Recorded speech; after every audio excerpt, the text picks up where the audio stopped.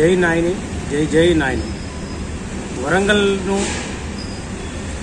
గత పాలకులు 20 ఏళ్ళు వెనుక తీసుకుపోయిన దాన్ని అంత త్వరలో ముందుకు తీసుకురావడానికి మా ఎమ్మెల్యే నాయని రాజేందర్ రెడ్డి గారు సీఎం గారిని ఒప్పించి రైల్వే బ్రిడ్జ్ కానీ, ఇన్నర్ రింగ్ రోడ్ కానివ్వండి, నగర్ నాలా కానివ్వండి, కళాక్షేత్రం కానివ్వండి, మున్సిపల్ కార్పొరేషన్ కొత్త భవనానికి కానివ్వండి, ప్రతి విషయాన్ని ఎమ్మెల్యే గారు మన సీఎం గారితో చర్చించి అన్ని శాంక్షన్లు, అడ్మిషన్ శాంక్షన్లు తీసుకొచ్చి ఈరోజు మన వరంగల్ నగరంను హైదరాబాద్కు ధీటుగా అభివృద్ధి పరుస్తున్నారు.